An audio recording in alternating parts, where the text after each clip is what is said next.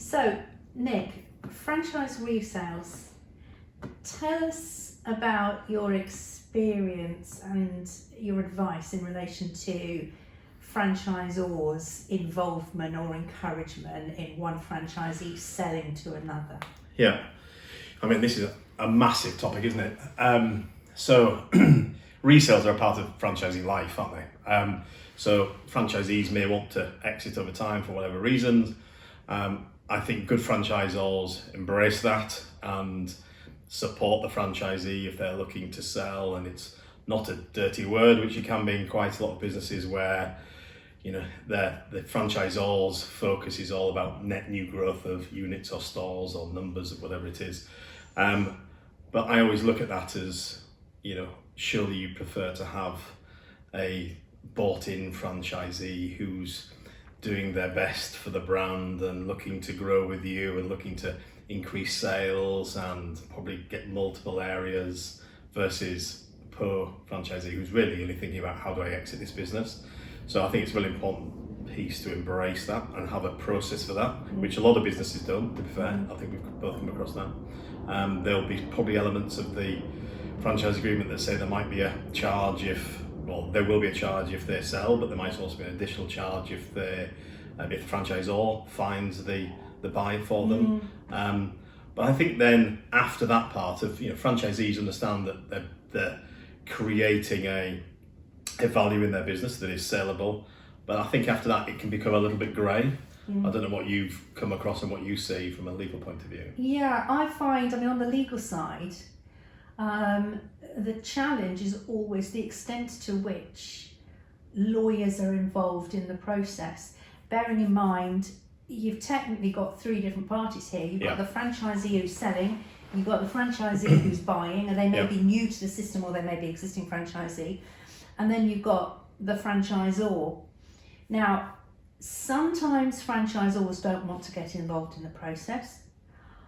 I always say to franchisors, it's so important that you do, that in an ideal world you'll even build that into your operations manual.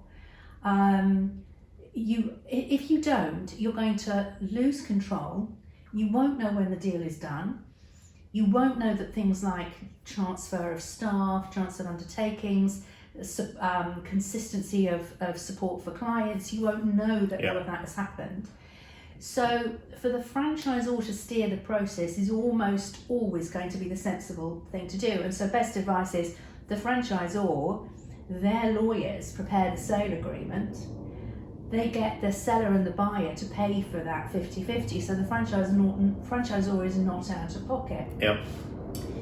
Now, the challenge with that, of course, is that if each of the seller and the buyer are paying 50% of the franchisor's costs, and then they've got to pay their own legal advice costs on top, it can get expensive.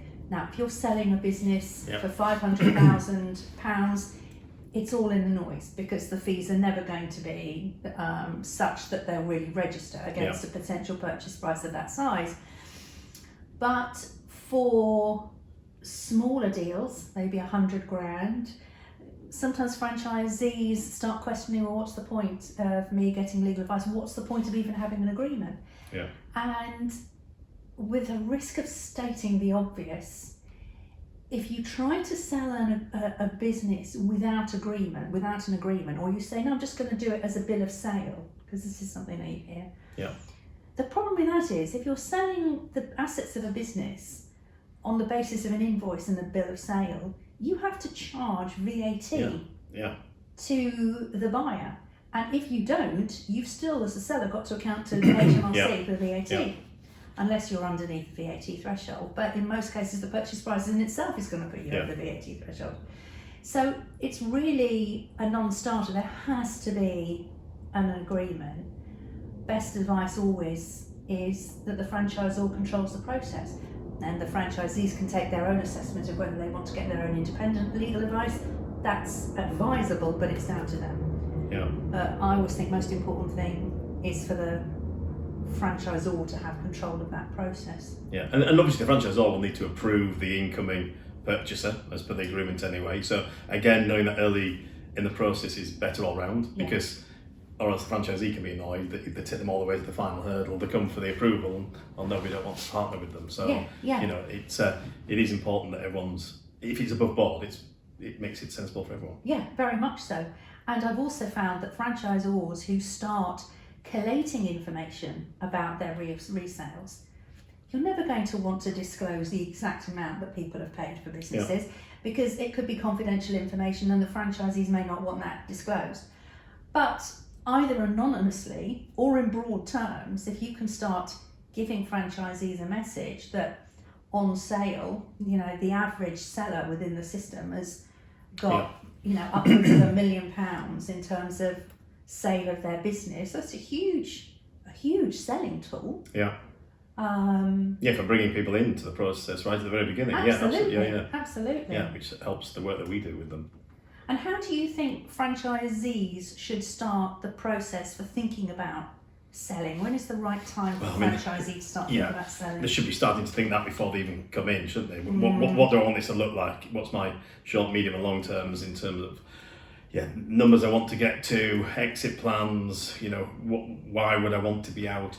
Another important one is who can I sell it to as well, because some they might not be able to have other businesses, so it's all my eggs are in this basket, or I might be able to have multiple businesses and this is one of them, and how do I pull all those together in my own business well? But the exit is really important for thinking about very early. So do you think franchisors should be able to embrace the subject and say to franchisees it's normal for you to be thinking about an exit Absolutely. route?